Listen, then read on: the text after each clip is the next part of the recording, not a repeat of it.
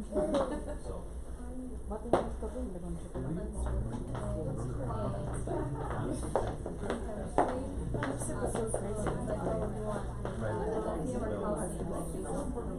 didn't know. I thought I never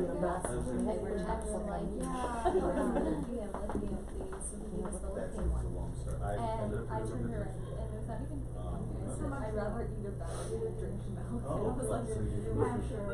It's 7:35.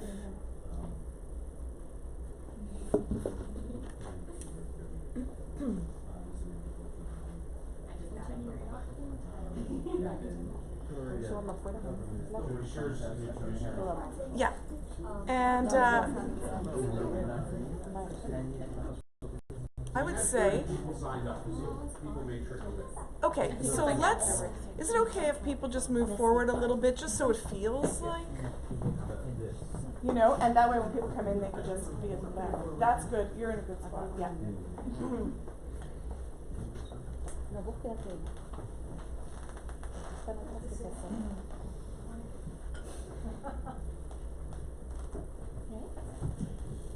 So hello everybody. I'm really short. I'm Cantor Shira Stanford CEO, and I coordinate the adult education programs here. We're really happy to welcome you here tonight. And we're really happy to have Jody Dirksen here tonight to talk with us about mindful relationships and communication. She founded the Imperative Education, is it a Organization. Yeah, it's an organization that brings anti-bullying trainings to corporations and to businesses and to schools, and she'll be bringing some of that education to us here tonight. And we're just really happy to have you, and thank you so much. Okay, so let me start by just saying that I was a drama teacher. So I'm sorry, but there's going to be some dramatics, and there's going to be activities, and my my model for teaching always has been about experience, providing you with, you know, any of my audiences, any age, with an experience, because I really think that experience transforms us. And so hopefully what we'll be doing tonight will give us a chance to experience something new and see things in a different way. I'm not really doing an official break. So if anybody has to just go to the bathroom, go get a drink, go get something, then please just go, because I would rather go through the whole thing than have an official break. I'm one of those who doesn't like theater, you know, breaks, the intermission. I don't like it. Okay, so first I'm going to say, what could mindful relationships be, and why is it important for us to grow aware of the topic? What do you think mindful relationships is? Let me just ask you. Like when you see the words, what do you think it is? Yes, I am. Connecting with somebody. Okay. What else do you think? Any other thoughts? Yeah? Maybe like bonding with someone or becoming like closer friends with them. Closer friends, okay. Any other ideas of what you expect this to be? Active listening. Active listening, excellent. Notice how I'm actively, yeah, it is about that. And the thing is also, I want you to right away be mindful of something. Here I am standing here, and maybe you've already formed a perception about me. And oftentimes we meet someone, you know, and we meet people, or we're in a group with people, and we look around and we go, that's that kind of person, that's that kind of person. Doesn't it happen in every single one of your classes? And then after a month, when you start to hear people's stories, they transform before your very eyes. And I love that because I'm always learning it. Even though I teach about it, I'm always learning it. And I just did a presentation last Saturday with teachers, and they were all like, yeah, and it happened today, because they thought I was something when they arrived, and then they said, no, you know, because I swear a little, not tonight, but you know, and so that really got them going, oh, she's not what I thought she was. But then we ended up just understanding that when we really hear each other's stories, we see people in a different way. There's also something else, like you're listening with your listening, as my dad used to call it, meaning kind of like the veil of your listening is your experience and your life experiences up to this point. And so you listen, you hear something else. You're hearing it, you're hearing something else. So no two experiences are the same. So I want you to just, throughout this presentation, is just think about you listening and what you're even saying to yourself while you're listening. And are you really taking stuff in and really thinking, or are you talking? And I'm not putting you down, because I'm actually speaking from my own experience, that I'm always reflecting on it and I'm interested in it, and that's why I want you to pay attention to the way that you're receiving information tonight, or even thinking about mindful relationships and the relationships you have. Now, one reason that I really care about people and strong social connections is because it leads to better health. And I am a bullying educator, and throughout my whole career when I was teaching, I was always teaching anti-bullying to every single group. Basically what I was teaching is about relationships, how to be in relationships, how to create safe spaces together so that you could actually share important things and that you could support one another. And the bullying thing has been around forever. It's just a certain of power, right? Because it feels good in the moment, but afterwards you might not feel so good and not proud of yourself, but in the moment we like the power. And so it led to mindfulness, because when you're more mindful, maybe you won't find yourself, for one, standing by and doing nothing, for two, taking it, and for three, actually causing anyone heart pain because you treat them badly. And so the ability to handle our reactions better comes from practicing mindfulness. And for those of you who come to the synagogue and you sit in the service and you pray, that's mindfulness. For those of you who love to walk in the woods and take a nice walk and just smell the trees and the flowers and all that, that's mindfulness. So there's not one way, although I will be guiding a meditation tonight. I want to do a break from me talking. Actually, I will be talking, but I won't talk for bits. Okay. The reason why I'm really into social connections is also because, to be honest, I want to save lives. I want to save young lives, the anti-bullying. I really do. It's my passion. That's why I teach teachers about it, to make sure they connect with the kids, to help the ones who are vulnerable not fall through the cracks. You know, that's really important. And about social connection, it's another way to save lives. One study showed that lack of social connection is a greater detriment to your health than obesity, smoking, and high blood pressure. On the flip side, strong social leads to a 50% increased chance of longevity. Social connection strengthens our immune system, helps us recover from disease faster, and lengthen our life. People who feel more connected to others have lower rates of anxiety and depression. And you won't be surprised to know that these people also have higher self-esteem, are more empathic towards others, and more trusting and cooperative. It just, it makes life easier when we figure out how to connect more rather than run from it. I'm going to take it a little step further. Who here has read the book Outliers by Malcolm Gladwell? Okay, it's a phenomenal book, right? Talking about exceptional people, like an exceptional sports star. How do they start at such a young age and become amazing hockey players, right? How do you know, different measures of success of people who stand outside the norm. Well, one story that he talks about is of Roseto, Pennsylvania. And in 1887, Nicola Rosato moved from his Italian village and purchased land and built the first house in what he called and named Roseto, Pennsylvania. So his name's Roseto. Roseto became the first 100% Italian borough in the States. So what does this have to do with anything? Well, in Roseto, there was a thriving community. Everyone belonged and nobody was left alone. Come dinner time, when Maria didn't have somewhere to go, forget it. Maria, you're coming, you're having dinner with us. We made the pasta, come on. And so nobody was alone, and the community was very tight. Within their small borough, they had so many organizations, different activities they could do together, and people really felt like they belonged. From 1954 to 1961, Roseto had nearly no heart attacks for the otherwise high-risk group of men aged 55 to 64.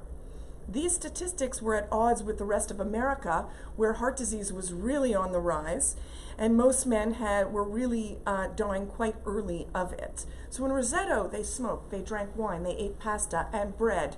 They were obese. They were living until old age and dying of natural causes. So it's like, what? So at first, there was a doctor, Dr. Wolf, who went there and said, okay, let's just do the studies, and they couldn't figure it out. How come? It doesn't measure up. They should be dying like the rest of the men in America.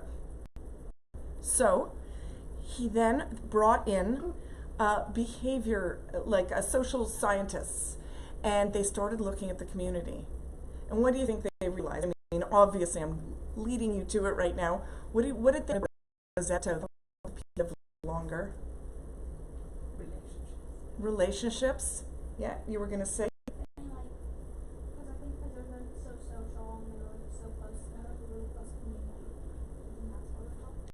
It really helps. And when you think about your own life and think about your communities, you have the community at the synagogue, right? You have the community at school. You have your friend communities. Maybe you do a sport, you have the sport community. You have a work community. You have your online community, right? And so think about how many communities are you a part of, and what kind of a contribution are you making to them? And it's worth thinking about, and even going, how can I take a step further? Okay, I don't really feel like inviting so-and-so to Shabbat dinner, but you know what? I know they're alone, right? And we can't have that. And it feels so good to be generous with your time, with your space, and putting yourself out there a little bit more for people in your community. So if anything, do it for yourself because it's good for your health, right? Now, Did the women have as good health outcomes as the men? I think that everybody there pretty much, it was just healthier all around. But I guess the study was really looking at the men because there was such a rise of heart disease. And even a town that was like 3 miles from Roseto, it was the normal statistics for the States. It was just odd. So I think that they studied that, but the women also, I think it said originally all the people, were living longer, but it was specifically focused on the men because of the that time period, right? Now, do you feel heard in all your communities? And do you feel seen, right? Taking the time here to see others. Because if we really we can't be mindful about our own lives, then what can we ever know, right? And if we don't know ourselves and love ourselves, how can we ever love anybody else? So the first thing that I want us to look at and think about is, relationships itself. And I'll ask you, this is a silly question, but when I ask it to kid groups, they kind of get it wrong. Who are you with for the rest of your life? Yes. But you know what some kids say? What do you think some kids say? My mom. Yes. And I say, if all goes as planned, no. And I know that's a strange thing to say, but you get what I'm saying? The normal order is, no, you're going to outlive your parents, okay? So, but kids don't like that. I also say, who's responsible for your happiness? What do they answer? Them. My parents. So that's not the answer either. We really are responsible for our own happiness. We're responsible for ourselves, and we're with ourselves for the rest of our lives. So let's just look at something we all do. I don't know why we feel like we have to, carry the world on our shoulders, and why we focus on the negative stuff more than the positive, and how you could have a perfectly good day. Like, I could be here tonight. Everything could be going well. One person could say something like, the bit you did about that, didn't like it. So then I go home, everybody goes, oh, it's great, it's great. That's all I'm thinking of, right? I'm berating myself. I'm angry with myself. I'm really putting myself down. It was a failure. So I know, based on my research, that we tend, in our brains to because of the fight or flight, to protect ourselves by focusing on the negative. We remember the negative more. We commit it to memory more. And it sticks with us more. And that's because once upon a time, you're trying to make your way in the world, trying to find food. You go into a field, there's snakes. The snakes are gonna, bite you and kill you. You remember that. You don't remember that garden over there or that thing over there, but you're going to remember the snakes more. So it's just the way our brains are wired to protect ourselves, you know, and to help us live. But the negative stuff we're doing to ourselves these days, we don't need it to survive. In fact, it's really, really hurting us, right? And I want you to think about some of the things, and maybe you don't say anything negative to yourself. Am I right? No, you totally do, don't you? Okay, those of us who are, I know I do. So, some of the mean stuff that you say about yourself, you know, just list it off in your head now. Some of the stuff you say, the little things, the little stories you tell yourself about yourself that aren't that nice. Okay, don't worry, you have to say it out loud. Yeah, exactly. What do you say when you look in the mirror? Oh, I'll be really happy with myself when. Mm-hmm. You know, it's all based on the future change, and until then, no, I can't love myself enough, right? I'm not there yet. I'm not lovable. So there's that, the negative. And I want to ask you, when you think about the mean things you say to yourself, imagine if you could take all those things and turn them into a person talking to you. And now I'll ask you, would you want to be friends with them? Yet you're with you for the rest of your life. Isn't that weird? And I'll tell you, I know the answer, and I was leading you to it, but I've asked tons of groups of all ages and teenagers, and they're all like, no, I would not want to be friends with that person. Who remembers the book? Wasn't there a book like Becoming Your Own Best Friend or something back in the day? Yeah, I'm a little older. So, well, maybe you don't need it, you know? Maybe you are your own best friend, and that's awesome. Okay, so we really have to look at the stuff we're saying, and what I tell kids to do, when I tell adults to do, when I tell anyone to do, is that when you're saying something mean to yourself, instantly just go, hold up, that might not be true. So that's the first, okay? So we're talking about the community within now, right? And the relationship that you have with yourself. And here's Brene Brown. Okay, so she's fabulous, and I've read a few of her books, and obviously we've seen her TED Talks.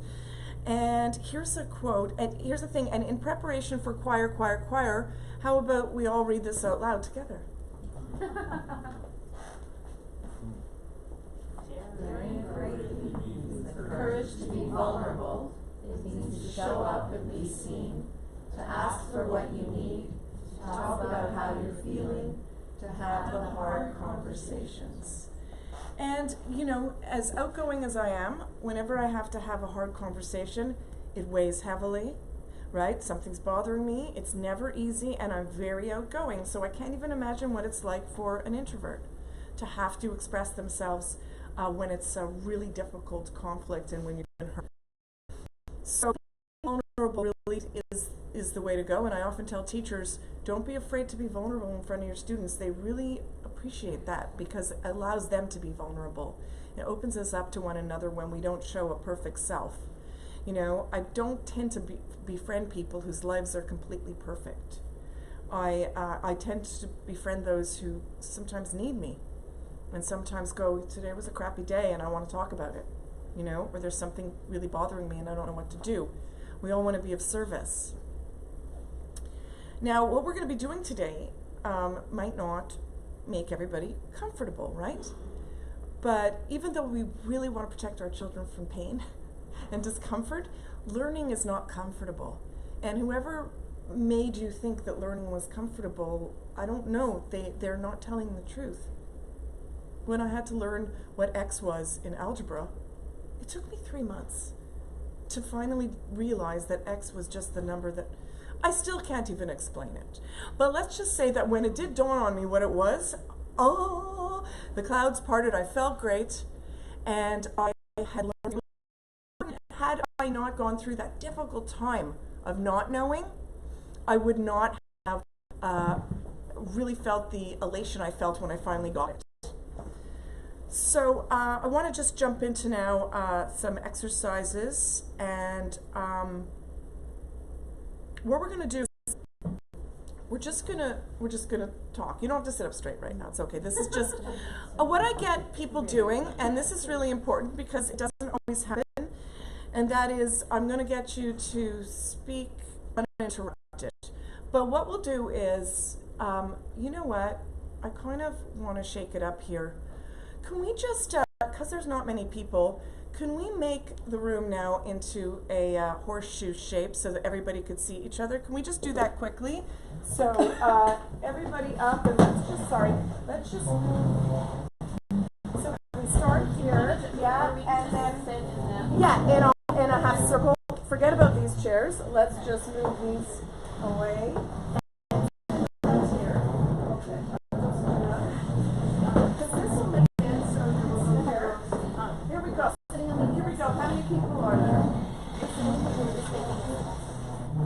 You're sitting in the circle. Everybody has to see everybody. Inner circle. Good. Excuse me.